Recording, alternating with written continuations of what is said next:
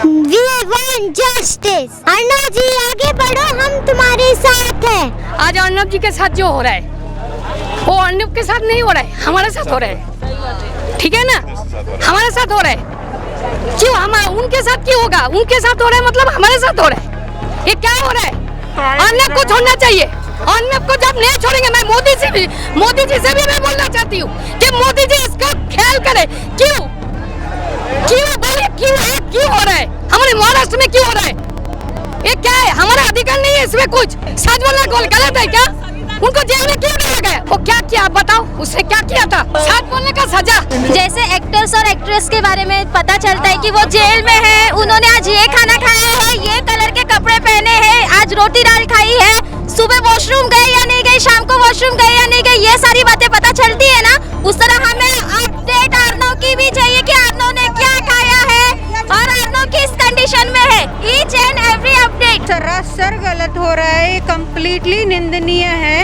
It is completely illegal arrest and this particular kind of political vendettas are completely not tolerable. Either it is me, either it is anybody, because Arnab sir is also a private citizen. He is not only a journalist but he is a private citizen also. Media चौथा स्तंभ है हमारी democracy का और media को बिल्कुल अधिकार है बोलने का।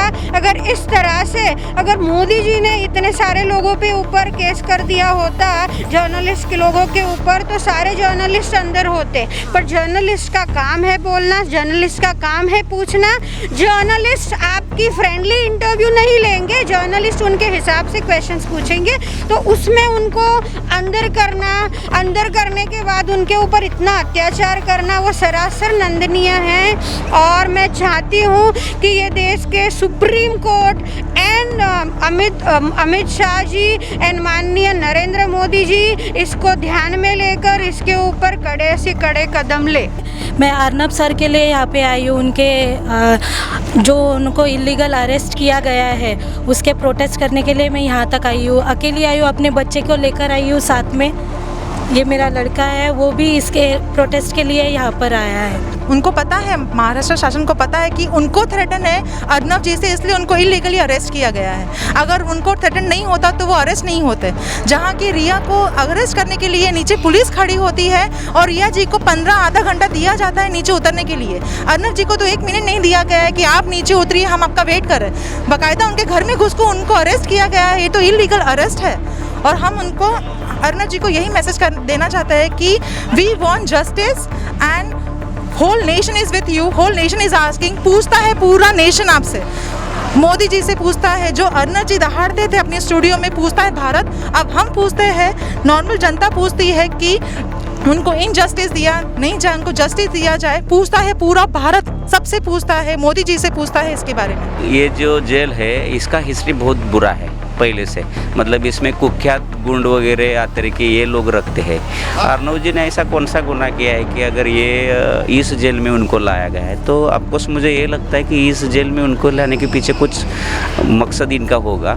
इसके लिए हम यहाँ पे आए, क्योंकि यहाँ पे इस जेल में उनके जान को खतरा हो सकता है। हमें थोड़ा सा घबराहट हो रही है, इसके लिए हम आए। अर्नब जी सच्चाई के लिए लड़ रहे हैं और वो भी एक देश के सैनिक है। वो जैसे अभिनंदन हमारा सैनिक है, वैसे ही अर्नब भी हमारा सैनिक है। तो मैं मोदी जी को अपील करूंगा कि जिस तरह से आपने पाकिस्तान में से अभिनंदन को तुरंत निकलवाया, उसी तरह से आप अर्नब जी को तुरंत बाहर निकालिए। हम लोग आम पब्लिक काफ़ी डरी हुई है कि अगर अर्नब जी के साथ ऐसा हो सकता है, वो आज मीडिया के नंबर 1 सबसे बड़े इंसान है वो, तो उनके साथ इस तरह से हो सकता है, तो एक हमारे जैसे बिल्कुल मामूली आदमी उनके साथ क्या नहीं, ये अघोषित आपातकाल है, हमारे साथ क्या नहीं हो सकता। हम बहुत डर का माहौल है। इसलिए मैं मोदी जी से अपील करूंगा कि आप जल्द से जल्द इस बारे में हस्तक्षेप करिए और कोई एक्शन लीजिए। ये अघोषित आपातकाल हटाइए आप। और मैं सुप्रीम कोर्ट से भी अपील करूंगा कि आप सुओ मोटो संज्ञान लेकर इस अघोषित आपातकाल के ऊपर आप कार्रवाई करें ये मैं सुप्रीम कोर्ट को हाथ जोड़कर अपील करता हूँ। और मैं किसी भी पार्टी से नहीं हूँ, मैं बिल्कुल आम आदमी हूँ।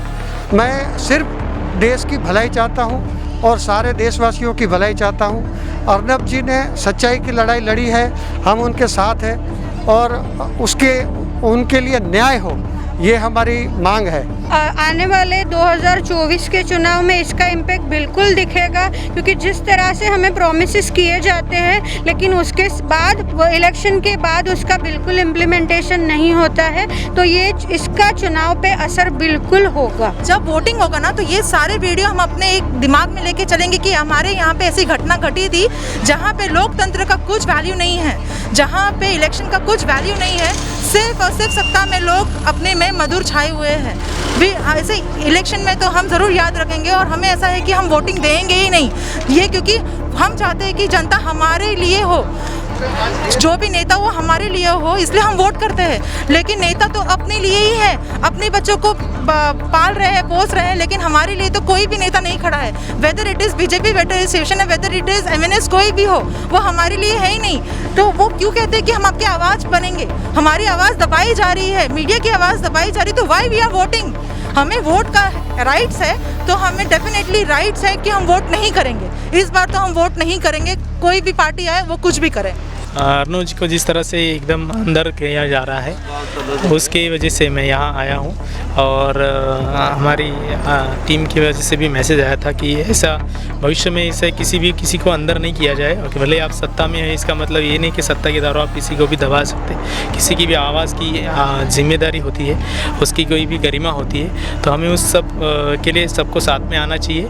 ऐसा किसी के साथ भी नहीं होना चाहिए। और इतने इनको न्याय और उसकी है, तो जब महाराष्ट्र में 3 शादियों की एक साथ हत्या हुई थी, कहाँ गई थी महाराष्ट्र पुलिस? और तब कहाँ थे महाराष्ट्र के सरकार?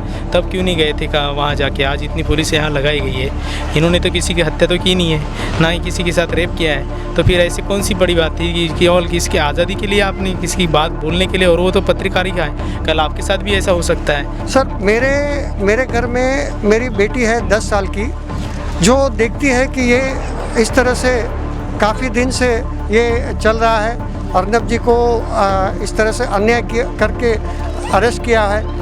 मेरी 10 साल की बेटी सोचती है कि मैं क्या करूं, इनके साथ न्याय के लिए मैं क्या कर सकती हूं। तो जो भी हमारी हायर अथॉरिटी है, तो उनको क्यों नहीं हो रहा है और वो क्यों कुछ नहीं कर रहे, ये सवाल मन में खाया जा रहा है और इस सवाल का जवाब हमें नहीं मिल रहा है। तो फिर से मैं यही कहूँगा हायर अथॉरिटी को, जैसे हमारे पीएम है, सुप्रीम कोर्ट है, राष्ट्रपति है, इनको मैं हाथ जोड़कर अपील करूंगा कि आप इसमें हस्तक्षेप करें और इस अघोषित आपातकाल के ऊपर आप एक्शन लेके ये न्याय व्यवस्था कायम करें।